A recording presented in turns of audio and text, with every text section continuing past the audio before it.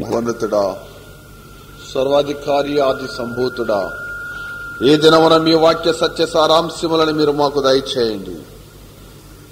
ప్రతి సాతాను చేరలని మీరు లయపరిచి, ప్రభువా మహోన్నతుడిగా మీరు మా పక్షమున కార్యం చేయమని, మీ రెక్కల సాటున మమ్మల్ని భద్రపరచమని, మీ సువార్తకు మమ్మల్ని సిద్ధపరచమని యేసు క్రీస్తు పరిశుద్ధ నామములో ప్రార్థిస్తున్నాను మా తండ్రి. ఆమేన్. దయచేసి కూర్చోనండి. మన పరిశుద్ధ గ్రంథములో మొదటి రాజుల గ్రంథము 22వ అధ్యాయము 29వ వచనాన్ని చదువుకుందాం. ఇశ్రాయేలు రాజును యోధా రాజగు యెహోషాపాతును రామోత్గిలాది మీదకి పోవచుండగా, ఇశ్రాయేలు రాజు, నేను మారువేషం వేసుకుని యుద్ధములో ప్రవేశించదను, నీవైతే నీ వస్త్రములు ధరించుకొని ప్రవేశించమని యెహోషాపాతుతో చెప్పి మారు వేషం వేసుకుని యుద్ధమందు ప్రవేశించెను.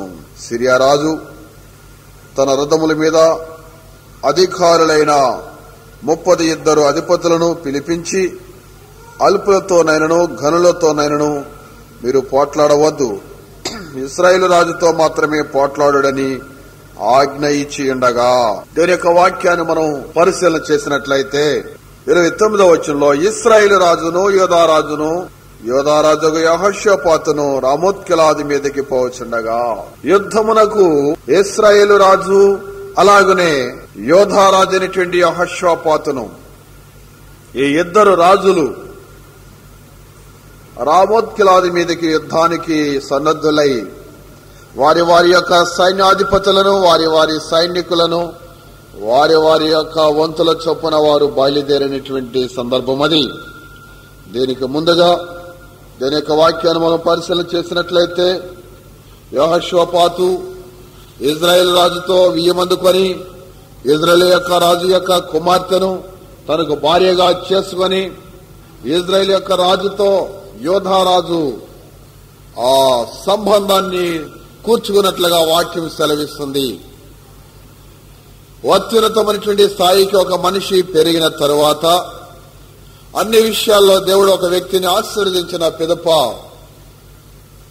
ఆత్మీయతలో మనుషులు దిగజారిపోవట అది సహజమైనటువంటిదిగా కనబడుచున్నది. యోధారాజు శ్రేష్ఠుడైనటువంటి వ్యక్తిగాను, దేవుని క్రీస్తుడుగాను, దేవుని యొక్క చిత్తము చొప్పున నడిచే వ్యక్తిగా ఉన్నటువంటి ఆ యోధా రాజు రాను రాను కేవలము ఆత్మీయ పతన జీవితములో ఉన్నటువంటి ఇశ్రాయేలు రాజుతో సంబంధాన్ని ఏర్పాటు చేసుకున్నాడు. ఇలా దయచేసి గమనించండి. దాని యొక్క వాక్యాన్ని మనం పరిశీలన చేస్తే, ఈ ఇశ్రాయేలు రాజు ఆ యొక్క యోధా రాజు అయినటువంటి యెహోషాపాతు ఇద్దరు కలిసి యుద్ధానికి వెళుతున్నారు. యుద్ధానికి వెళ్లేటప్పుడు రాజులు రాజవస్త్రములు ధరించి వారి వారి యొక్క ఆయుధములతో కలిసి వారు బలవంతులై లేచి పెనుగుల పోరాడి గెలిచి వారి యుద్ధ సంబంధమైనటువంటి విజయ సూచికాన్ని వారు ఎగరవేయవలసి ఉండగా, ఈ ఇశ్రాయేలు రాజు సలహా ఇస్తున్నాడు యోధారాజుకి. ఏమనంటే, నేనైతే మారు వేషములో వస్తాను, నా వస్త్రాలు మార్చుకుంటాను, నా రూపాన్ని మార్చుకుంటాను, నా ఆకారాన్ని మార్చుకుంటాను, నా రాజవస్త్రాలు వేరొకరికి వేస్తాను, నీవైతే నీ వస్త్రాలు వేసుకో, నీ ఆకారాన్ని నీ రూపాన్ని మార్చుకోవద్దు, నీవు ఉన్న రూపంతోనే రా, నువ్వు యోధారాజుగా రా, నువ్వు యూదుల రాజుగా మనుషులు గుర్తించాలి నిన్ను, నన్ను అలా గుర్తించకూడదు, నేను మారు వేషములో వస్తానని ఈ యొక్క ఇశ్రాయేల్ రాజు పలుకుతున్నట్లుగా మనం గమనించాలి. ఇజ్రాయెల్ రాజు మారువేషానికి గల కారణం ఏమిటో మనం పరిశీలన చేస్తే, ఈ యొక్క ఇశ్రాయేల్ రాజు అనేటువంటి అహాబు దుర్మార్గుడును దుష్టుడనై ఉండి దేవుని ఎరిగిన వ్యక్తి, దేవుని చిత్తము చేయవలసిన వ్యక్తి అయ్యుండి ఆ దేవుని చిత్తముల నుంచి తొలగిపోయినాడు.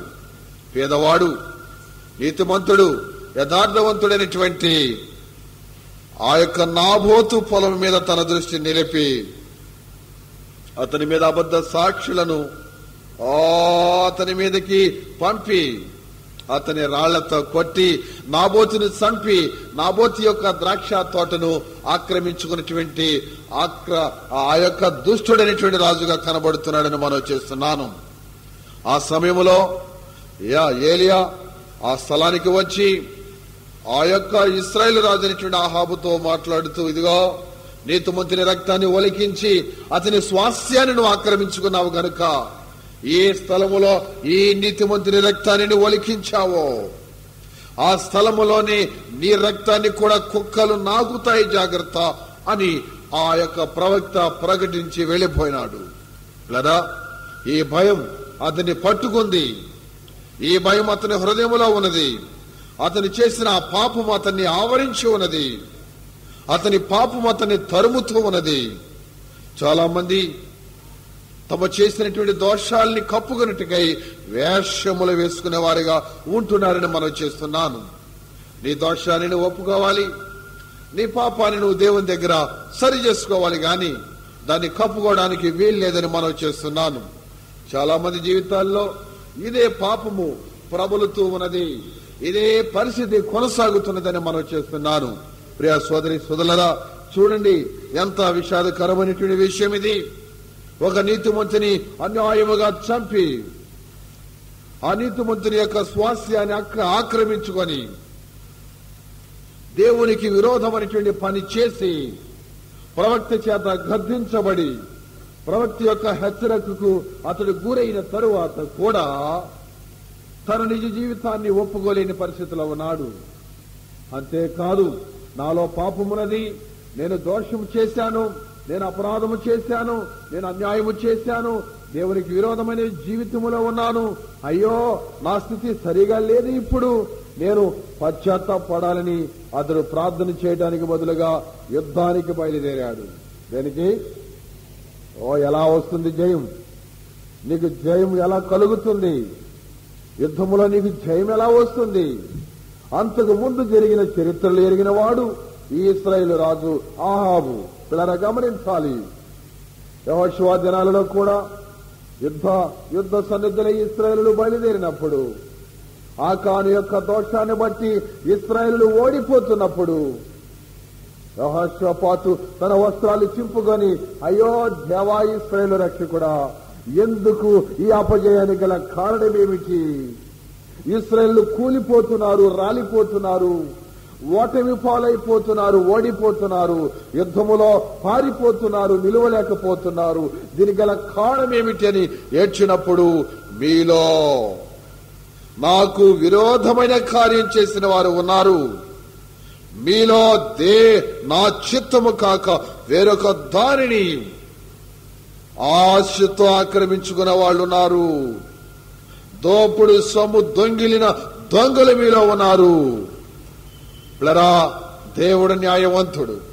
మనలో ఏ ఒక్కరు తప్పు చేసినా మన సంఘములో గాని, మన సమాజములో గాని, మన దేశములో గాని, మన రాష్ట్రములో గాని, ఎక్కడైనా ఎవరైనా చేయరాని కార్యము చేసినట్లయితే ఆ దేశం మీద గాని, ఆ రాష్ట్రం మీద గాని, ఆ కుటుంబం మీద గాని, ఆ సంఘం మీద గాని దేవుని యొక్క ప్రతిదండన వస్తుందని మనం చేస్తున్నాను.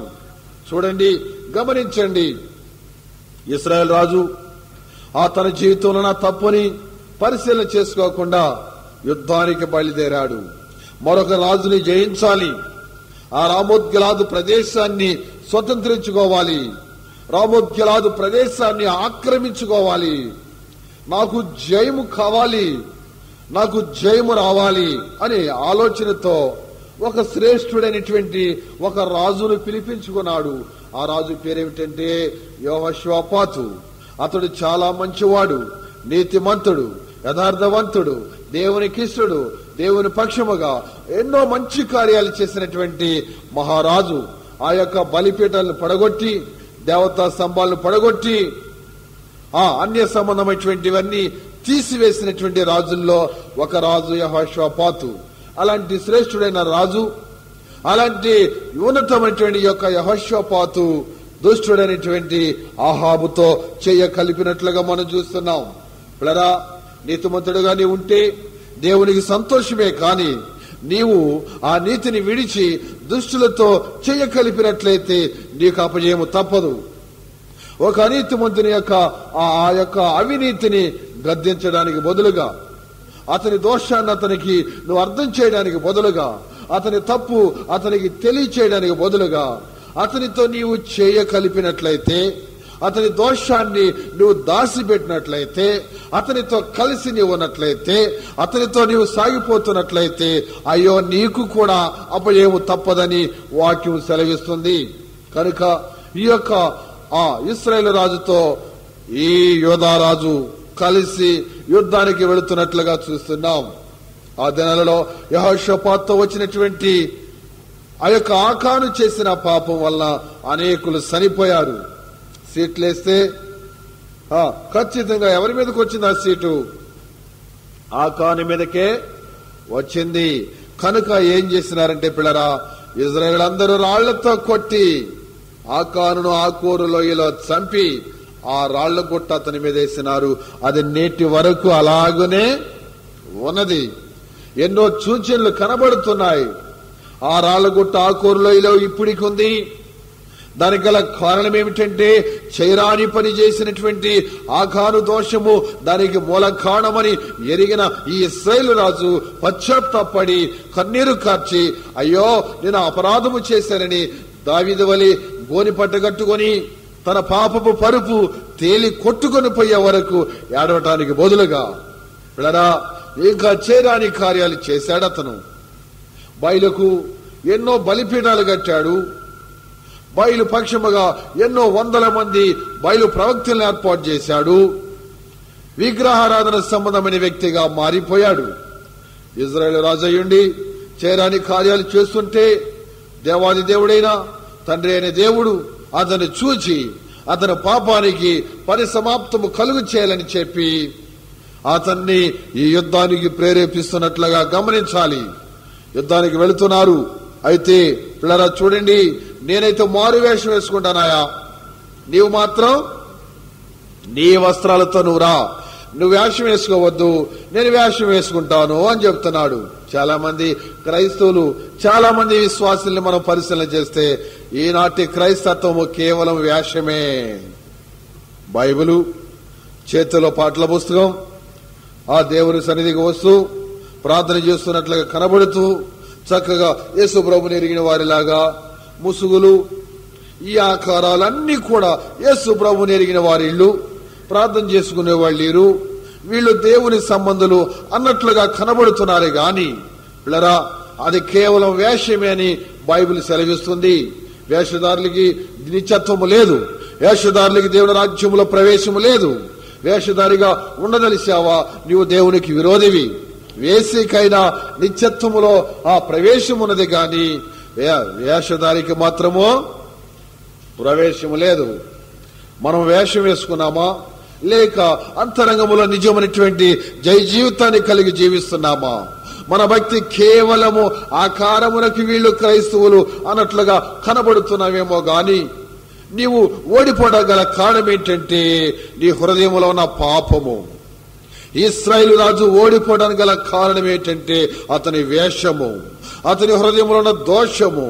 మనకు కావలసింది ఆ జయము, మనకు కావలసింది విజయమైనట్లయితే, అన్ని విషయాలలో మనం తల ఎత్తేవారిగా ఉండాలని ఆశపడినట్లయితే, మనము శ్రేష్ఠులుగా ఉండాలని తలంచినట్లయితే మన పాపాన్ని మనం ఒప్పుకోవాలి. ఇలా గమనించండి. ఈ ఆరాధన అయిపోయిన తరువాత మీ గృహాలలో మీరేం చేస్తున్నారు? టీవీలు పెట్టుకొని సినిమాలు చూస్తూ పోట్లాడుకుంటూ వాళ్ళ గురించి వీళ్ళ గురించి నానా రకాలైన మాటలు, వివిధమైనటువంటి భేదములు, అవమానకరమైన ఆలోచనలతో నిండిపోతున్నారేమో నాకు తెలియదు. గమనించండి, ఈ యొక్క ఇశ్రాయేలు రాజు, ఈ యొక్క యోధారాజు కలిసి యుద్ధం చేస్తున్నారు. అయితే ఏం జరిగింది దయచేసి చూడండి.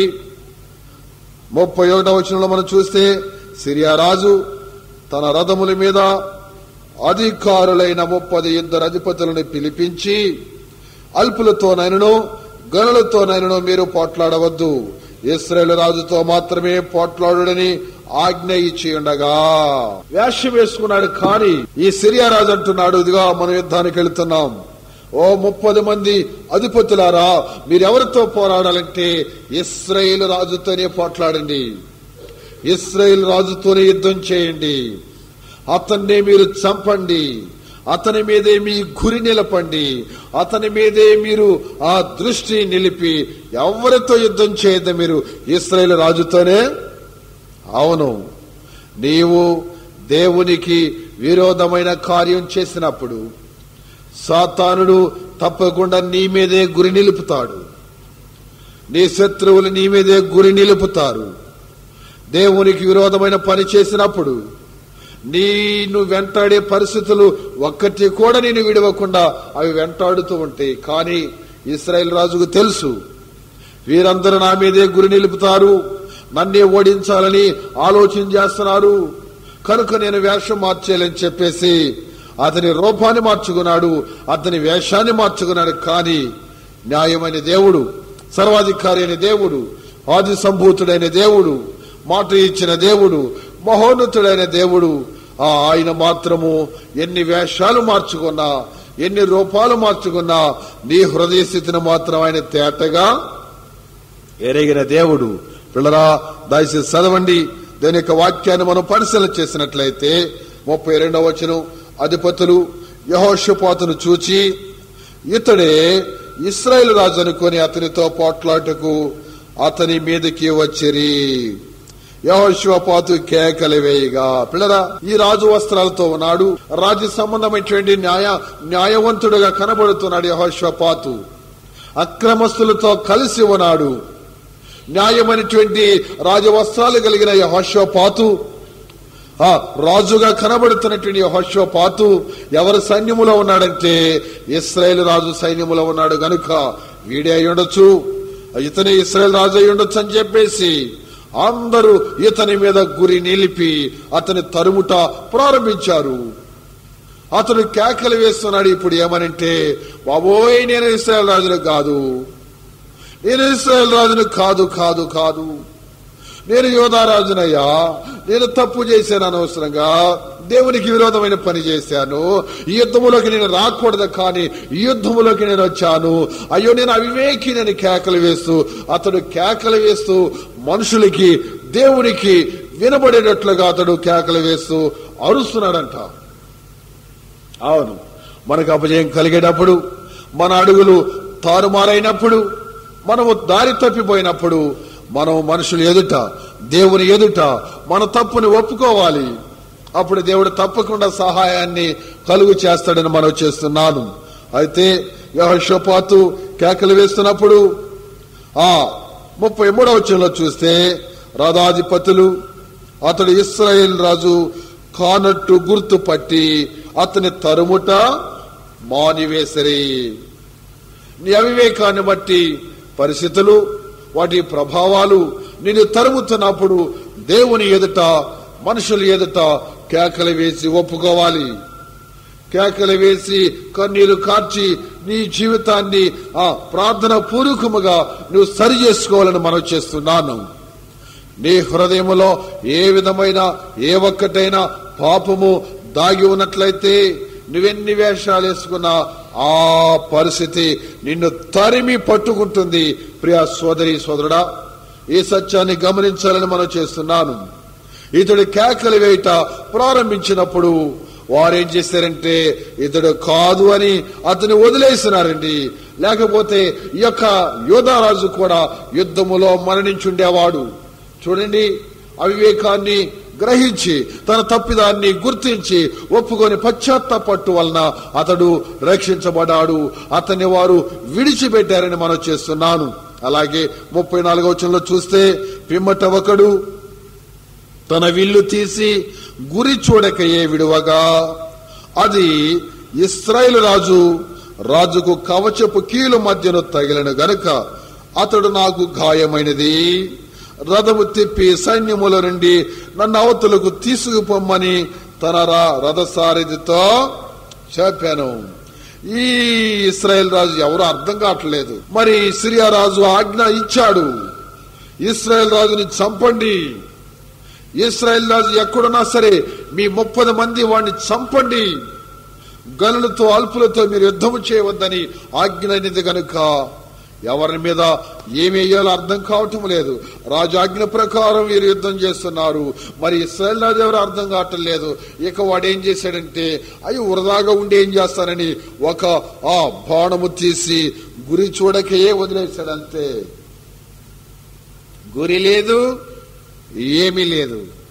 గురి చూసి కొట్టిన తగలని బాణము గురి చూడక వదిలాడంతే పిల్లరా. ఎటో చూస్తూ ఇటు వదిలేశాడు. గురి లేదు. కానీ గురి లేకపోయినా, అవును, నీ మీద దేవుడు గురి పెట్టినప్పుడు, నీ మీద దేవుడు గురి పెట్టినప్పుడు, నీ దోషాన్ని బట్టి, ఆ యొక్క ఇశ్రాయేలు రాజు యొక్క పాపాన్ని బట్టి గురి లేని బాణం వచ్చి అతనికి గురిగా తగులుతుందని గుర్తు చేస్తున్నాను. దయచేసి గమనించండి. ఈ గురి లేని బాణం వచ్చి ఎక్కడ తగిలింది? ఒళ్ళంతా కవచం, శిరస్త్రాణం, ఎక్కడ ఏమీ ఖాళీ లేదు. శరీరం అంతా మంచి బలమైనటువంటి కవచములతో నిండి ఉన్నాడు. ఎక్కడ కొట్టినా ఏమీ అతనికి తగలదు. గురి చూడక వేసిన బాణము ఆ కీలు, కాలు, ఆ చెయ్యి కదిలి ఆ కీలు మధ్యన ఆ జాయింట్లో దిగిపోయిందండి. కదా, ఇంకెక్కడ దిగదు అది బాణం. తగిలితే ఎగిరి అవతల పట్టమే తప్ప మరి ఇంకెక్కడ తగిలినా ఆ బాణం దిగేది కాదు. అయితే గురి చూడక వేసిన విడిచిన ఆ బాణము, గురి చూడక వదిలిన ఆ బాణము ఖచ్చితంగా ఆ కీలు మధ్యనే దిగిపోయినది, లోపలికి చొచ్చుకుపోయినది. రక్తం అంతా కారిపోతుంది. ఆ కీలు మధ్యకి వెళ్ళిపోయిందేమో. బాధ భరించలేక, ఇదిగో రథాన్ని తిప్పండి, బయటికి తీసుకెళ్లిపోండి, సైన్యములు జావతలకు తీసుకెళ్లిపోండి అని ఈ రాజు కేకలేస్తున్నాడు. యుద్ధం జరిగేటప్పుడు రాజు ముందుండాలి. యుద్ధం జరిగే సమయంలో రాజు యుద్ధములో లేనప్పుడు మరి అందరూ ఓడిపోయినట్లుగా అక్కడ అది సూచన ఉన్నది కనుక పిల్లరా, ఈ రాజు అంటున్నాడు, నన్ను ప్రక్కకు తీసుకెళ్ళండాయా అని తన రథసారథితో చెప్తుంటే వారేం చేస్తున్నారంటే, దయచేసి గమనించండి 35వ వచనం. నాడు యుద్ధము బలముగా జరుగుతున్నప్పుడు రాజును సిరియనుల ఎదుట అతని రథము మీద నిలవబెట్టిరి. యుద్ధం బాగా జరుగుతుంది. ఈవేళ యుద్ధం బలంగా జరుగుతుంది. రాజును ప్రక్కకి వెళ్ళిపోతే ఎట్లాగో అని చెప్పేసి ఆ బాధపడేవాడిని నిలబెట్టేశారు. ఆ రక్తం అంతా కారిపోతుంది, అయినా వదిలిపెట్టలేదండి. శత్రువులు కొట్టిన దెబ్బ ఈ సొంత సైనికులు ఎదురుగా అతన్ని అలాగే దెబ్బతో నిలబెట్టారు. అవును, నీ జీవితంలో శత్రువుల చేత కొట్టబడుచున్నాయేమో నాకు తెలియదు, పరిస్థితులు నిన్ను చుట్టుముట్టేయేమో నాకు తెలియదు. దానికి గల కారణం ఏమిటంటే దేవునికి విరోధమైన పాపము, దేవునికి విరోధమైన కార్యము, దేవుని చిత్తము చేయని వ్యక్తిగా మారు వేషములో ఉన్నావా ప్రియ సోదరి సోదరుడా? నీ వేషాన్ని తీసి నీ జీవితాన్ని ఒప్పుకొని నీ వేషాన్ని ప్రక్కన పెట్టి, ప్రభువా నా జీవితం ఇది నాయనా అని నువ్వు పశ్చాత్తాపడినట్లయితే ఎవరు నీ మీద గురి పెట్టలేరు. లేక నీ జీవితాన్ని ఒప్పుకోకపోయినట్లయితే గురి చూడకే వదిలిన బాణము నీకు తప్పక తగులుతుందని మనం చేస్తున్నాను. దయచేసి చూడండి. నాడు యుద్ధము బలముగా జరుగుతున్నప్పుడు రాజును సిరియనుల ఎదుట అతని రథం మీద నిలవబెట్టిరి. అస్తమయమందు అతడు మరణమాయెను. ప్రొద్దుగిపోయే సమయానికి ఆ వ్యక్తి మరణించినాడు. మారు వేషముతో ఉన్నవాడు మరణించినాడు. ఇశ్రాయేలు రాజు మరణించినాడు. దానికి గల కారణం ఏమిటంటే అన్యాయముగా ఒక అతన్ని, ఆ నాబోతుని చంపడే దీనికి మూల కారణము. రెండవ కారణము అతడు మారు వేషం వేసుకున్నట రెండవ కారణము. మూడవ కారణము అతడు పశ్చాత్తాపడలేదు. అతడు యుద్ధమునకు వెళ్లిపోయినాడు అర్హత లేకుండా, హృదయ స్థితి లేకుండా యుద్ధము ప్రకటించుటే మూడవ తప్పని మనం చేస్తున్నాను. నాలుగవ తప్పు, మంచివాడిని, శ్రేష్ఠుడైనటువంటి వాడిని, నీతిమంతుడైన వారిని తనకు సహాయకుడిగా పిలుచుకున్నాడు. పిల్లరా, దేవుడు న్యాయవంతుడు గనుక నీతిమంతుడైన యెహోషాపాతుకు బుద్ధి చెప్పి అతన్ని రక్షించాడు గాని ఇశ్రాయేలు రాజుకు మాత్రం శిక్ష విధించాడు. చూడండి, తగిలిన గాయముల నుండి అతని రక్తము కారి రథములో మడుగు కట్టెను. తగిలిన గాయములో నుండి రక్తము కారి రథములో మడుగు కట్టెను. అతని రక్తమంతా కూడా ఆ రథములో గడ్డగట్టేసింది, మడుగులాగా కట్టేసింది. కారణం ఏమిటి? ఆ యొక్క ప్రవక్త, ఆ ఏలియా ప్రవక్త ప్రవచించినది నెరవేరుచున్నది. ఇక్కడ దయచేసి చదవండి. సూర్యాస్తమయ సమయమందు దండువారందరూ తమ తమ పట్టణములకును దేశములకును వెళ్లిపోవచ్చునని ప్రచురమాయను. ఈ ప్రకారము రాజు మరణమై షోమ్రోనుకు కొనుపోబడి షోమ్రోనులో పాతి పెట్టబడెను. వేశ్యలు స్నానము చేయుచుండగా ఒకడు ఆ రథమును షోమ్రోను కొనలలో కడిగినప్పుడు యెహోవా సెలవిచ్చిన మాట చొప్పున కుక్కలు వచ్చి అతని రక్తము నాకెను. కుక్కలు వచ్చి అతని రక్తము. ఓ పిల్లరా, దేవుడు న్యాయవంతుడు. న్యాయవంతుడైన దేవుని యొద్దకు మనం వస్తున్నాం. అయితే ఎలా రావాలి? మన వేషాన్ని తీసేసి మనము సహజముగా ఏ స్థితిలో ఉన్నామో ఆ స్థితిలో ఆయన సన్నిధికి వచ్చి మన నిజ అంతరంగ జీవితాన్ని, మన అంతరంగ స్వభావాన్ని ప్రభు ఎదుట చెప్పుకొనుటకి మనము రావలసిన వారమై ఉన్నాము. గాని నేను వీరుడను, సూర్యుడను, నేను గొప్ప వ్యక్తినని మనం చెప్పుకోవడానికి వీలు లేదు. అలాంటి వారికి ఇక్కడ స్థానము లేదు. అలాంటి వారికి దేవుడు సహాయము చేయడు. నీ నిజ జీవితాన్ని నువ్వు ఒప్పుకోవడానికి ఇష్టపడుతున్నట్లయితే నీవు నీ సహజ వస్త్రములతోనే నీవు ఉంటావు.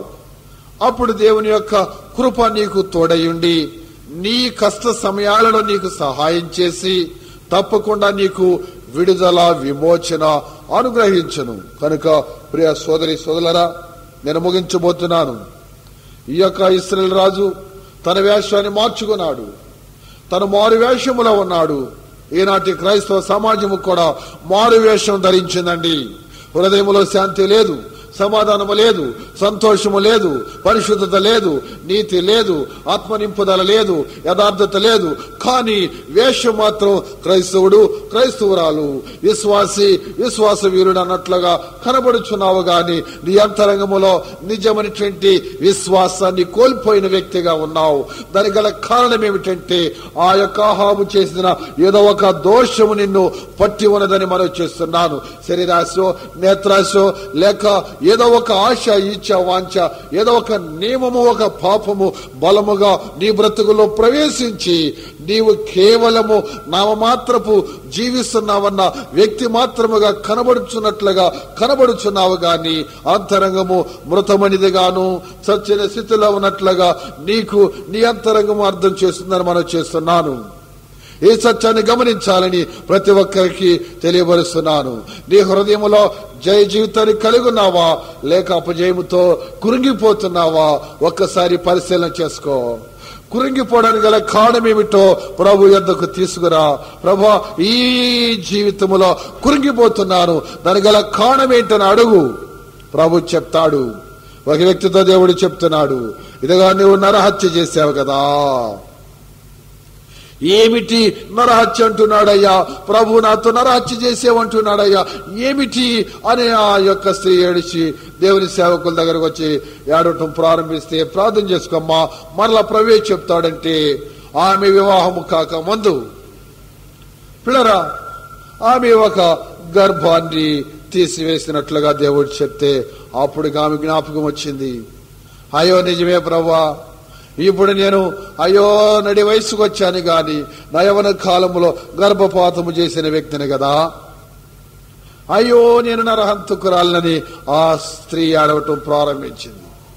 అవును, ఏదో ఒక దోషము, ఏదో ఒక పాపము నీ హృదయంలో ఉన్నప్పుడు నీకు నెమ్మది ఉండదు, నీకు సంతోషం ఉండదు, నీకు జయము ఉండదు, నీకు ఆరోగ్యం ఉండదు, నీకు ఆనందం ఉండదని ప్రభు పేడ మనం చేస్తున్నాను. నీ దోషమేంటో ప్రభుని అడుగు, నీ లోపమేంటో దేవుణ్ణి అడుగు. నీకు నెమ్మది లేకపోవడం గల కారణమేంటో ప్రభు యొద్దకు తీసుకురా, తప్పకుండా నీకు విడుదల అనుగ్రహిస్తాడని ప్రభు పేడ మనవి చేస్తూ నేను ముగిస్తున్నాను. దయచేసి మోకరించండి, ప్రార్థన చేసుకుందాం.